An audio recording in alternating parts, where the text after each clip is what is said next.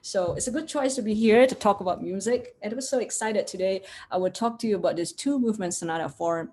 And it turned out to be quite, it's not a simple topic. So I hope what I share today and actually have a list of further reading that you can actually go and explore deeper.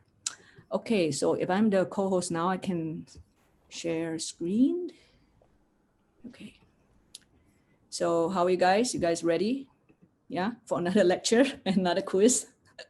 That was quite tough, yeah? Two parts. Okay, my sound is clear, right? You can hear it very well, yes? Okay. All right, so today we are going to talk about specifically about this Beethoven expressive language in the two movement sonata form. Okay, so what we are going to do today is to talk about what sonata form is, what a lot of you know sonata, you listen to sonata, you teach sonata, you play sonata. So just a brief overview of what sonata is like and the status of sonata during the classical period. Then we will plunge right into the two movement sonata form and talk about its expressive potential. And during the course of researching this topic, I myself and Joanna, we talk about this expressive doubling, was a new term we never heard about. But really thank to the musicologists who did all this hard work, and we as performer, we have all the resources available. So today I'm gonna share with you with this really exciting journey of finding this really specific term, expressive doubling. That's gonna be the focus of tonight's discussion. Okay, now let's go to sonata. Now, as you probably know, the term sonata generally means just music to be played. It did emerge in Italy in the late 16th century, and as opposed to cantata, which means a piece to be sung. Yeah, so during that time, 17th and 18th century, sonatas were actually composed for more than one instrument, because during that time we can tell the keyboard is not as much developed as other string instrument, and that's why they came a bit later. So, but the term sonatas, you've heard before in 17th and 18th century in the terms of a trio sonata, or normally two strings melodic instrument with a basso continuo. So keyboard at that time, we were just accompanying, we are nothing really important during that time. And because of the development of the keyboard instrument wasn't really as much developed as a string instrument, okay? Even during Beethoven's time, he always expressed dissatisfaction with the instrument of his time. So it's not until 1740 that we witnessed rapid growth of solo keyboard sonatas. These are written, probably some of you know the name. Some of them I also don't know, like Barriere, Martini, Platti. These are all the Italian composers. Of course, the Scarlatti that wasn't there, but Emanuel Bach and Galuppi. So Scarlatti was actually there, I forgot to put there. So on top of all this, actually before 1740, the first composer who claimed that he was the first one to use sonata is actually Johann Kuhnau. So if you see Johann is German, all these German composers have this first name always Johann and Johann. So Johann Kuhnau used this term sonata to his keyboard composition in 1682. So he wrote actually a set of sonatas ranging from 3 to 6 movement. And the way he made contrast between the movement is just alternate. Okay. So during that time, 1740, we see a social change because these solo keyboard sonatas had gained status of importance, because we see a growth and economic growth where we see this rise of middle class, and people can now afford music lessons, and there are more amateurs.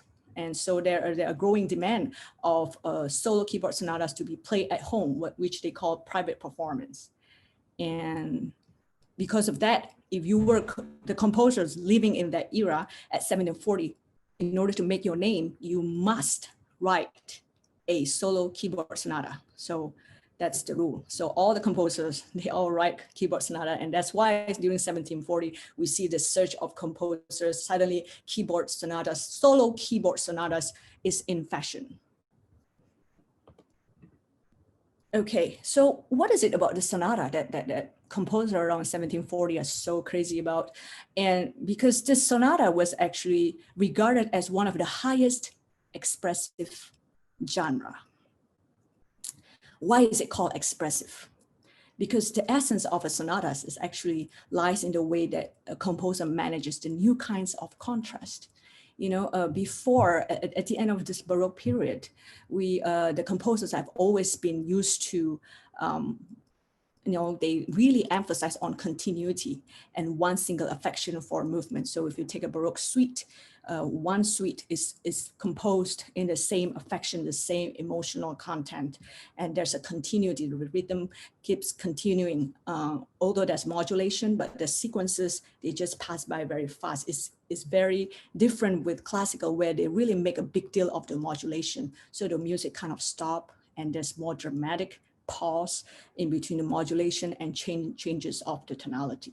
So that's why sonata is deemed as the most expressive genre in the classical period. So they found this new freedom. And of course, during the beginning, the early development of sonata, what we call as galant composer, they compose all these really nice, beautiful melodies. So the amateurs would buy their music, and so they will make money out from these compositions. But that changes, yeah, things get changed. So it's basically sonata during that time was actually an experiment, and I will talk about that later. So this is just a quote from Johann Georg Sulzer, who wrote that sonata is the only instrumental genre that is capable to express sentiments and can portray every character or emotion. And Turk is the other theorist, music theorist, who also said, basically copying what Sulzer wrote. And he added one thing: the more a sonata has expression, the more he hears the composer speak in tone. And the more composer knows how to avoid the commonplace, the more excellent is the sonata. And Beethoven knew this very well when he first started writing his sonata. So that's why he always tried to avoid the commonplace and always try different things. Yeah. Okay. So now here we come to early keyboard sonatas. This is the sad thing about the early sonatas. During that time, there was not a really proper form. So there's no book that you could study. They didn't know sonata as we know now. There's exposition, development, recapitulation. There's none like this book was written during that time. So Matheson in 1737, this is a quote just to make you, I didn't make this up. He wrote this and he said, during recent years, composers have begun to write sonatas for keyboard. These have been well received, although sonatas are ordinary, they are only associated with a violin before this keyboard. So they lack proper form, and they tend to be more affected than affecting. So they're just moving fingers. There's not really deep emotional content found in the early keyboard sonatas. So actually Beethoven during his early years, how did he learn to write sonatas is by learning from the models of Haydn and Mozart and Clementi, among others. Okay, so here's the exciting part. Sonata form wasn't really defined until it was passed, until no one was really writing. So this is actually explained by Carl Czerny. You could find this, if you want to know more about sonata form, Charles Rosen wrote a book about sonata form, and in his book, and not just him, like William S. Newman, I have all this list of books that you can study deeper. So it has been proven that Carl Czerny, he actually claimed that he was the first one to explain the term sonata. So he wrote in the School of Practical Composition, written in 1848, that's quite late, yeah, 19th century, that the sonata form is the instrumental piece that begins with statement of two themes, one in the tonic, this one we know, and the second in the dominant, which are then developed in the dominant and finally restated in the tonic. So he was the first one to actually say that what sonata form is. So before that, we couldn't find any resources that tells them what sonata form is. So now sonata form before this has been an experimentation. So that's why you see a lot of different hybrid form from sonata, so according to Rosen, he said that sonata is not a definite form like a minuet or a da capo aria or a French overture. So it's more like a fugue. It's a way of writing. So there's a feeling of proportion, direction, and texture rather than a pattern. That's according to Rosen, 1971. Okay.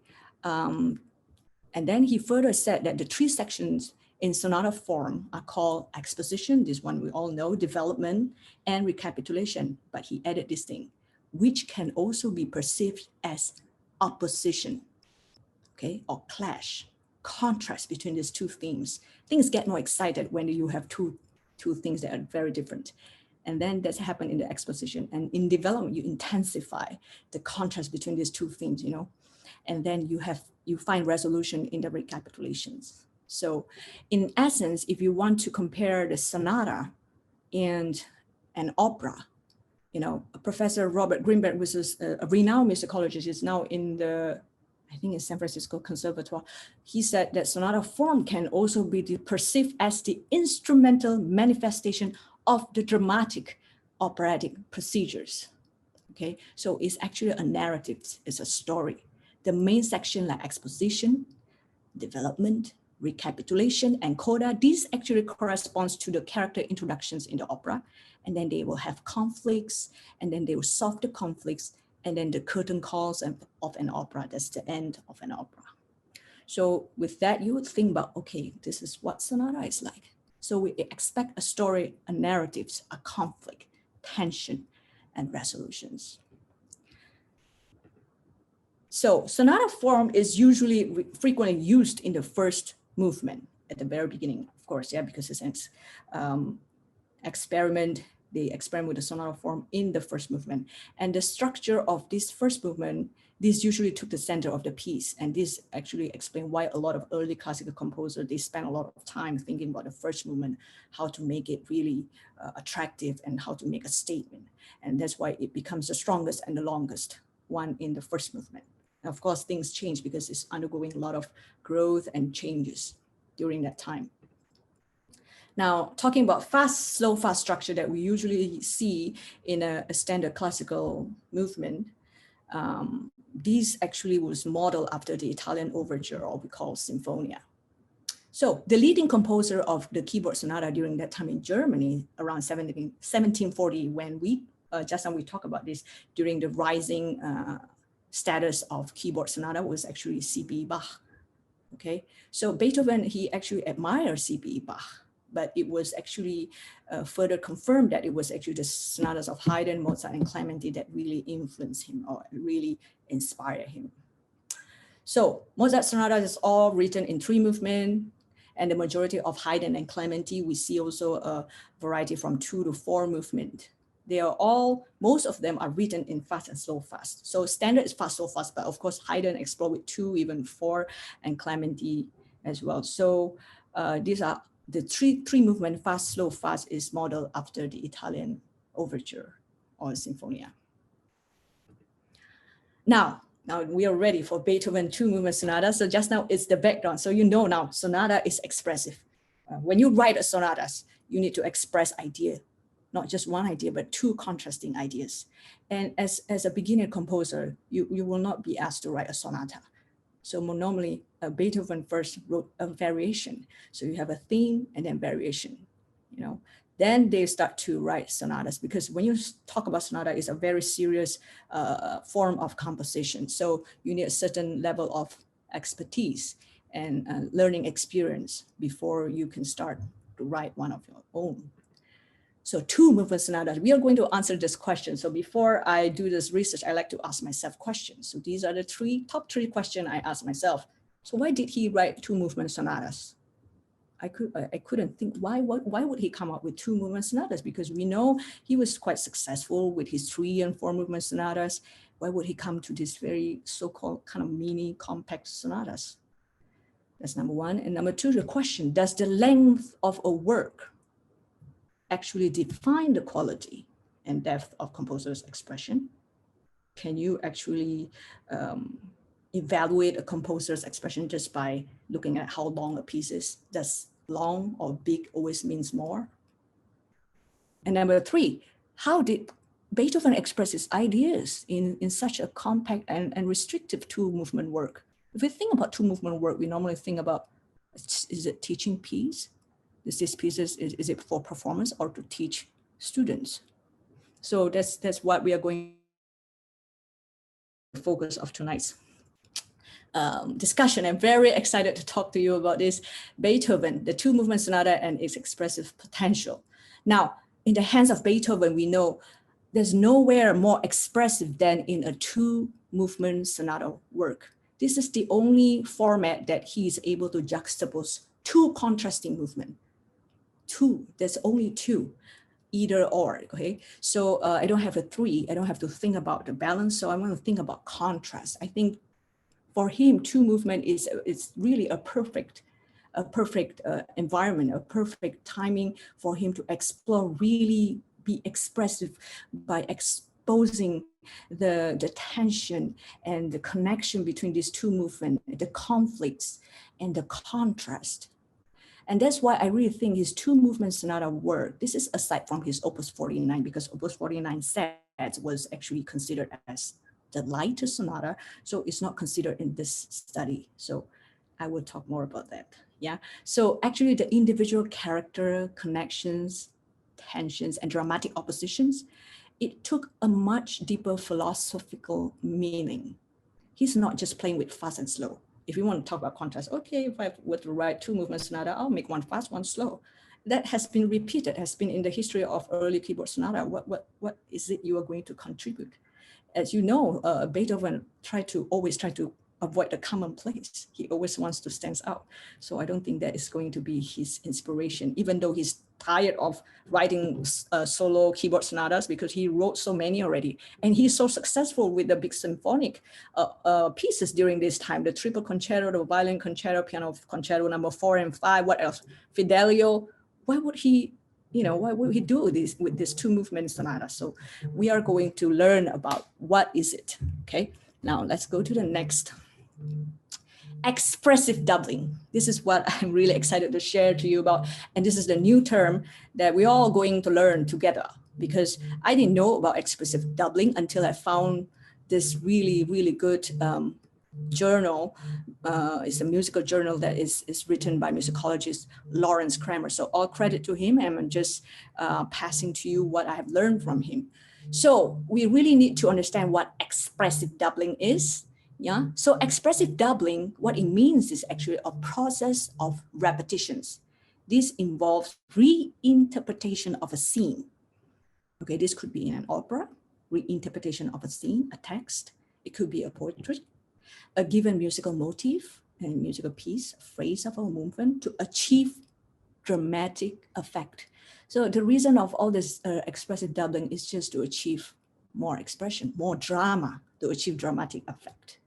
Okay, so reinterpretation, these result in a secondary or supplementary term, or how we understand this as like a second movement that exists to discontinue and displace, whatever was in the first movement. It's not repeated in the same plane, but it is going to be different. I will show you a graph so you understand this in the next page.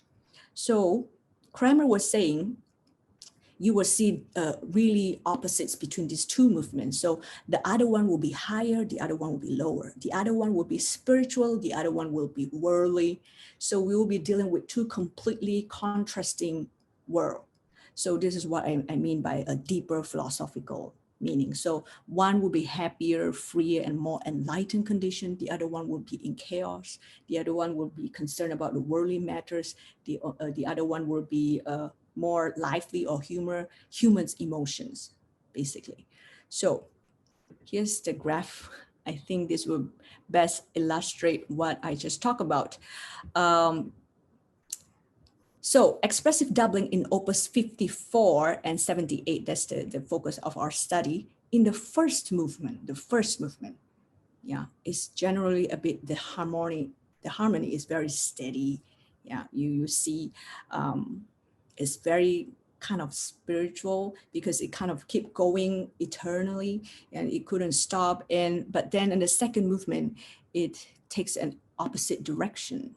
The phrases is too short. I'm going to talk more about this because I have a table. So, and then this is the case with 54 and 78.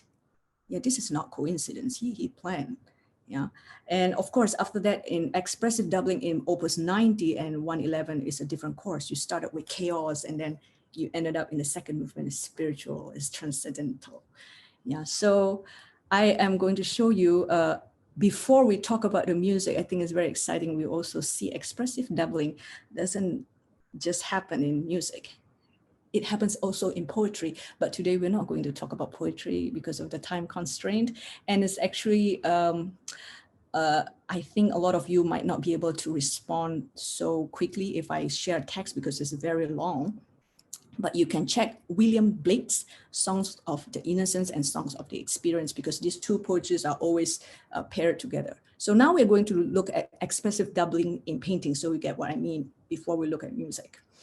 Now, this is a painting by J.M.W. Turner. It's titled Shade and Darkness, the Evening of Deluge. Yeah, it's like flood. So it's storm, you could see, it's darkness.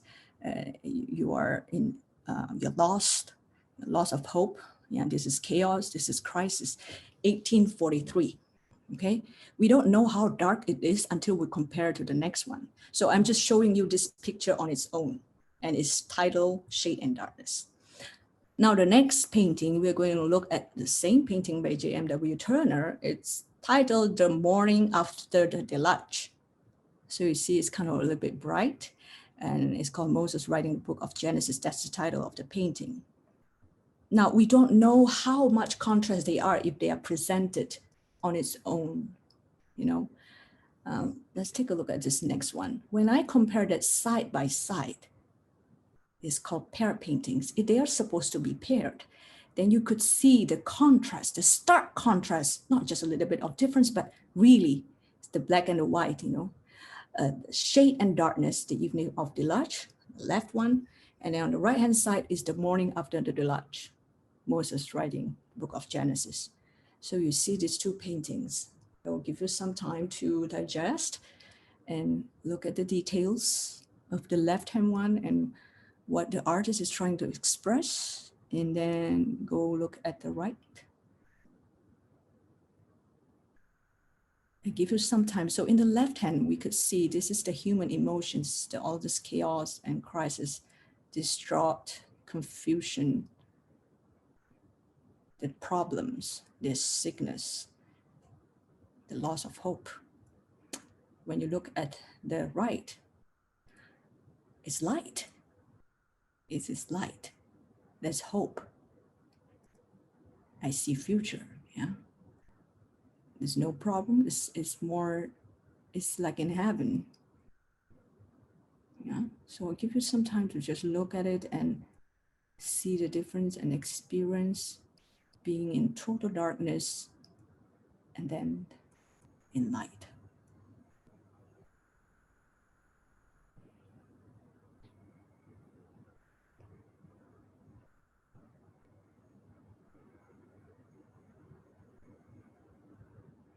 Okay. Now, if you need more time, you just tell me. Yeah, can we move on? Yeah, okay. Now, let's go back to music.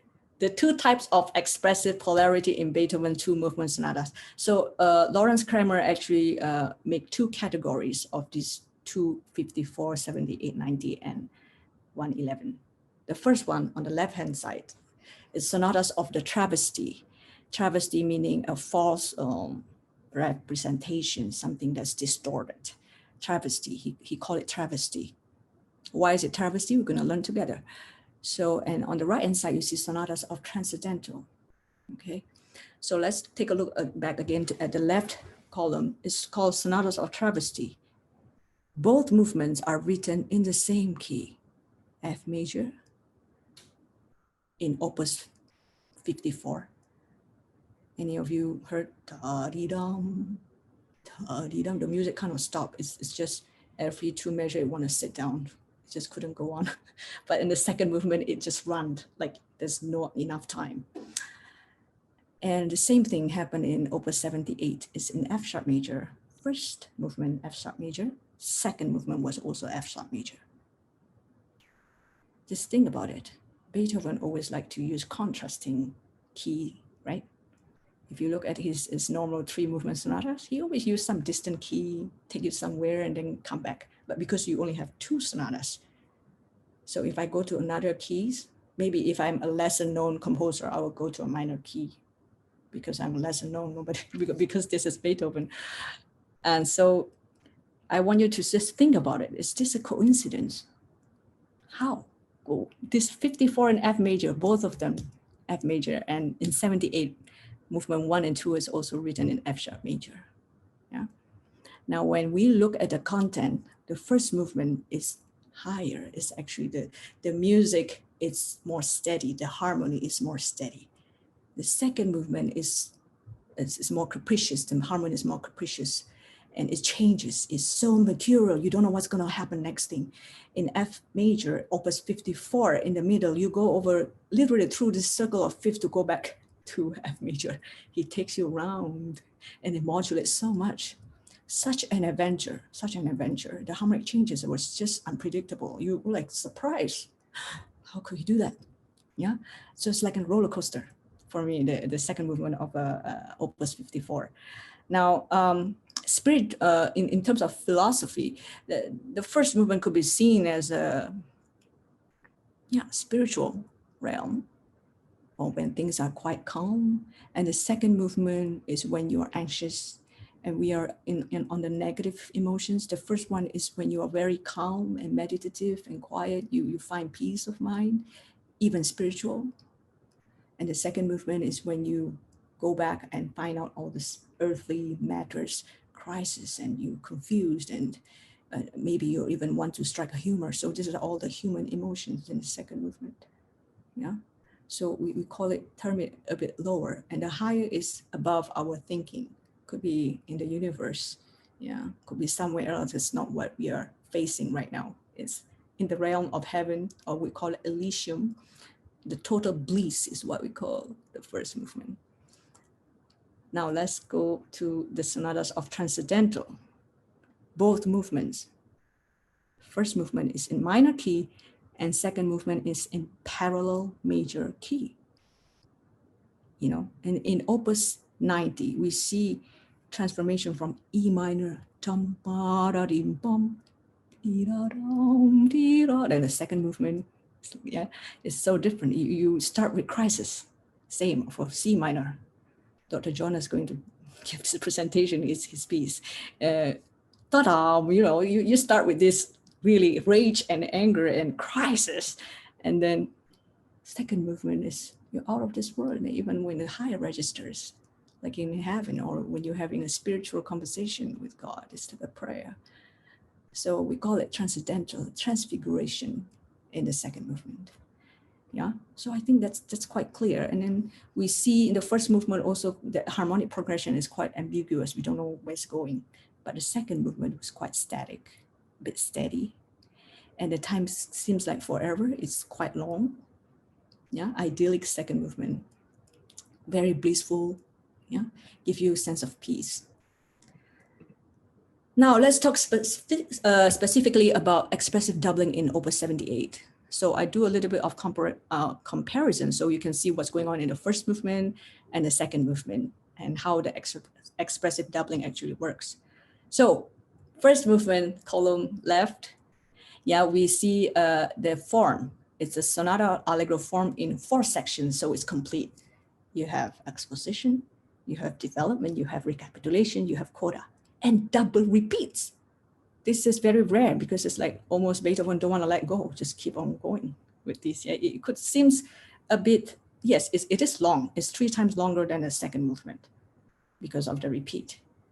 And everything, all the performer who do this, if this is concert piece, I hope you take this for concert piece and not for audition, because sometimes for audition, you cut off the repeat and there's no meaning anymore. There's no expressive doubling. So you have to do the repeat.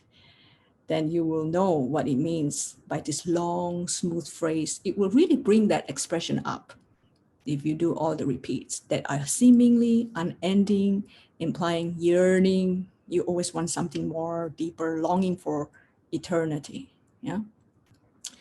And the first movement is also fantasy-like because you see all this melody that keeps weaving in and out. Seemingly from the audience ear, they kind of not connected, but of course Johannes has already explained how the motivic connection between this. There is internal motivic connection, but you have to dig deeper. On the surface, this seems like just very fantasy-like. This melody stop and the other one come. Okay, very fantasy-like, and it's relaxed. It's not hurried, no tension, no dramatic. It's very calm, very steady harmony. Yeah. So, but then the second movement, it's the complete opposite. Now, the Sonata Allegro form is only in 3 sections: exposition, no development, and there's a recapitulation and coda, and no repeats. So when I first listened to this without studying it, so I thought it's a rondo because it keeps coming back. Ta da dam, that one. So, but then there's no section C. So, what's going on? Maybe he just doesn't do a development and just recapitulation and coda. So we see the music keep repeating in here. There's no repeats. And then the second movement is full of short and spiky phrases, all that. Yeah? The playfulness, evoking playfulness, liveliness, and the phrases is always too short. On the other hand, the first movement, you feel like it's so long. It's when it's just going to end. It's not going to end. Oh, repeat again and repeat again. But in the second movement, why so short? If you start with this like wrong chord, but the way you resolve is like, nothing biggie. It's so playful and liveliness. And then you have this 2-note figure scamper everywhere on the keyboard. Yeah, it's very mercurial. So it changes all the time. Very ambiguous and very unsteady harmony in the second movement. Yeah. So in a little while, I'm gonna probably, you heard Jonas is going to record this for you, but just for you to listen a little bit. Maybe I play a little bit, just the beginning of Opus 78. You see this rising. Of course, you know this. Can you hear very well? Keep going out.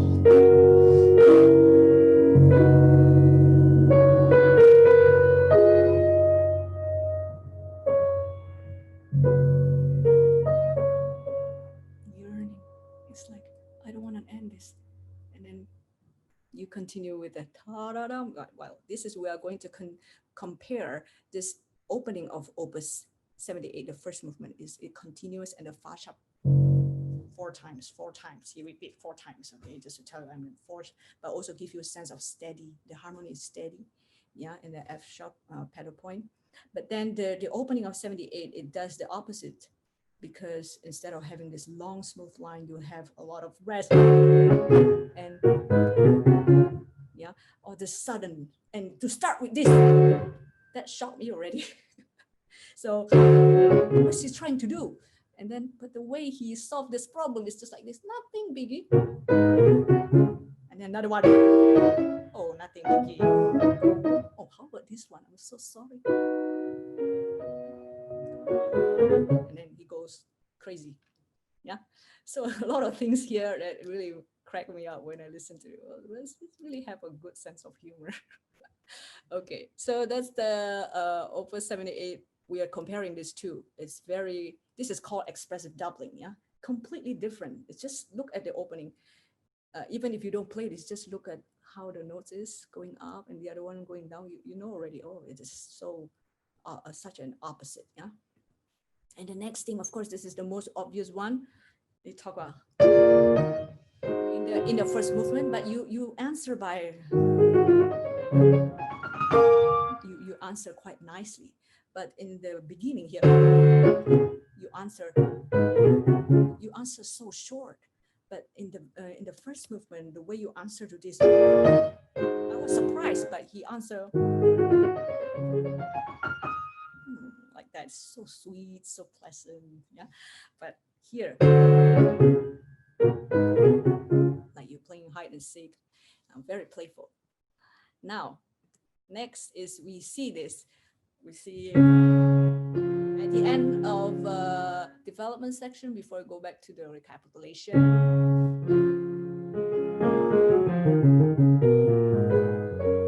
Yeah, and we see it seems simple, but I see in the second movement he repeat this da da da, but of course he doesn't do the same. He do It's so cute that this and humorous. So it's spiky, and this two-note figure seems like no connection. They just want to do they continue to this discontinuity we see in here, but in the first movement, continuous. Yeah. And then the other one, oh, this is the last one. So we see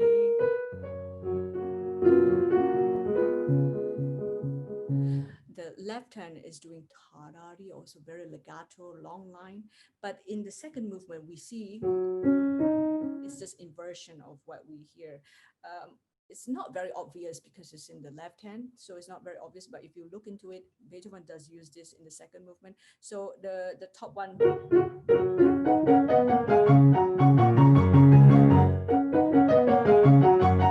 So the right hand is very playful, on the left hand, yeah. So I think that's from me. This is this a few examples of expressive doubling, and I want to close with this. What Beethoven write: "My supreme aim is that my art should be welcomed by the noblest and most cultured people." Yeah, just think about that statement. He did not intend this composition to be digested by just anyone. You have to be cultured, you have to learn, you have to dig deeper. The noblest and the most cultured people. He is no longer concerned whether amateurs like it or not, or whether the public like it or not. He is writing for us who is here at the Zoom webinar on Tuesday night, where you can choose to be somewhere else. So congratulations, we are one of the noblest and most cultured people, and we are welcome to study this piece of music, Op.78.